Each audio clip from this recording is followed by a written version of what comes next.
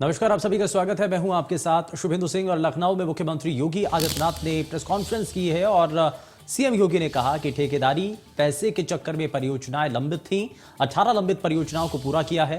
Police भर्ती पहले लंबित थी जिसमें 1.5 लाख पुलिस भर्ती किए और परीक्षार्थी पारदर्शी तरीके से उनको साथ लाया गया। पहले प्रदेश में फॉरेंसिक जांच के लिए दूसरे राज्यों पर निर्भर रहना पड़ता था। हमने प्रदेश में फॉरेंसिक जांच के लिए ऑफिस बनवाया जो प्रदेश में ही संभव था। यूपी नंबर 2 पर है। 1.5 लाख पुलिस भर्ती हुई, फॉरेंसिक जांच नहीं थी, 5 साल तक दंगा नहीं हुआ। इन उपलब्धियों को बताते हुए प्रेस कॉन्फ्रेंस के अंदर कई बातों का जिक्र किया गया और दरअसल योगी आदित्यनाथ ने अपना 5 साल का रिपोर्ट कार्ड पेश करते हुए बताया कि इससे पहले तक जो कई ऐसी परियोजनाएं थी जो कि लंबित थी, एक लंबे समय तक उन पर काम नहीं हो पाया था, लेकिन इन 5 सालों के अंदर उन सभी परियोजनाओं को आगे बढ़ाने का काम किया गया। फोरेंसिक जांच के लिए ऑफिस बनाया गया जिसके लिए दूसरे राज्यों के ऊपर निर्भर रहना पड़ता था, लेकिन अब ये सभी चीजें मुकम्मल हो पाई हैं प्रदेश के अंदर ही। और इन बीते 5 सालों के अंदर आप इन्हीं चीजों को प्रेजेंट करते हुए आप योगी आदित्यनाथ ने बताया कि आप योगी राज में जो माफिया हैं वो पूरी तरीके से अब भाग चुके हैं और 18 लंबित परियोजनाओं को आगे बढ़ाने का काम किया गया। और सबसे बड़ी उपलब्धि के तौर पर यह भी बताया कि बीते 5 साल में कोई भी दंगा नहीं हुआ है।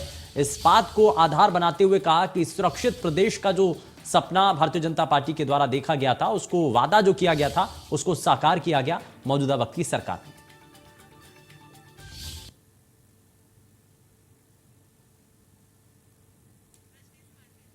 ज्यादा जानकारी के साथ हमारे संवाददाता रजनीश पांडे हमारे साथ जुड़ चुके हैं। रजनीश, जब योगी आदित्यनाथ ने जब संबोधित किया तो संबोधन में इन बातों का भी जिक्र किया गया कि 5 साल के अंदर कोई भी दंगा नहीं हुआ है। जिक्र इस बात का भी हुआ है कि पहले की जो परिस्थितियां थीं आज उसके आप तुलनात्मक तरीके से आप अगर चीजें परिणाम देखें तो बहुत हद तक बदल करके सामने आते हैं। क्या क्या और बातें कही गई? देखिए, जो मुख्यमंत्री का प्रेस कॉन्फ्रेंस था लगभग 1 घंटा 30 मिनट का था और ये इसको कह सकते थे कि सरकार की उपलब्धि पर मैराथन प्रेस कॉन्फ्रेंस था। इस प्रेस कॉन्फ्रेंस में अनुराग ठाकुर भी मौजूद रहे, केंद्रीय मंत्री कौशल किशोर भी मौजूद रहे। योगी आदित्यनाथ का साफ कहना था कि हमने जब जब काम किया अपना रिपोर्ट कार्ड मीडिया के माध्यम से जनता के बीच रखा। आज जो भारतीय जनता पार्टी ने 5 साल पहले जो संकल्प लिया था जनता से वादे पूरा करने का, तो वो लिस्ट बता रहे थे कि पहले क्या होता था अब क्या हो रहा है। बीच बीच में समाजवादी पार्टी पर वो चुटकी भी ले रहे थे। उन्होंने कहा कि सैफई महोत्सव के नाम पे भौंडा प्रदर्शन होता था, लेकिन अब महोत्सव के नाम पर दीपोत्सव हो रहा है। उन्होंने तुलनात्मक अध्ययन भी किया कि एनसीआरबी का आप रिपोर्ट उठा लीजिए, पहले कितना दंगा होता था, अब कितना दंगा हो रहा है, पहले कितना बलात्कार होता था, अब कितना बलात्कार हो रहा है। उन्होंने पूरी क्राइम का डाटा भी रखा।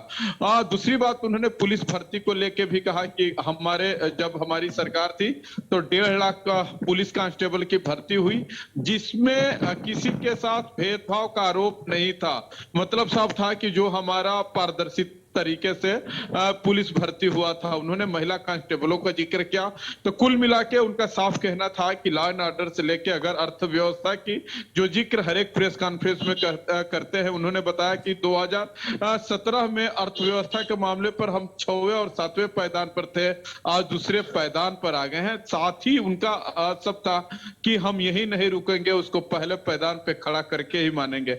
तो कहीं ना कहीं उन्होंने मैसेज देने की कोशिश किया कि 2022 का जो विधानसभा चुनाव है और 5 साल में इतना अंतर लाया है, तो जनता को एक बार मौका हमको देना चाहिए, मतलब भारतीय जनता पार्टी को मौका देना चाहिए।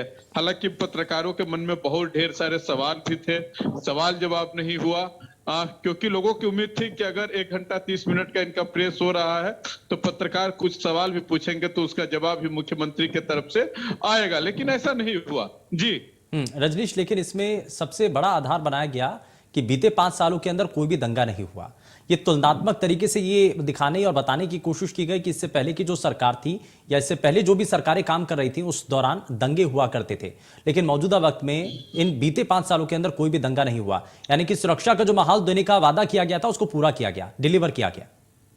देखिए, याद है कि 2017 में जब इनका संकल्प पत्र लोगों के सामने पेश किया जा रहा था तो कानून व्यवस्था एक बड़ा इनका एजेंडे में रहा, शुरू से एजेंडे में रहा। और समाजवादी पार्टी का भी खिंचाई कानून व्यवस्था के मुद्दे पर हमेशा से होता रहा है। इस बात को इनकार नहीं किया जा सकता। जिस तरीके से याद होगा कि मुजफ्फरनगर का दंगा कह ले या कोसी कला में, मथुरा में दंगा हुआ था, एक वह भारतीय जनता पार्टी उस समय विपक्ष में थी, इसको बड़ा एजेंडा बनाई थी।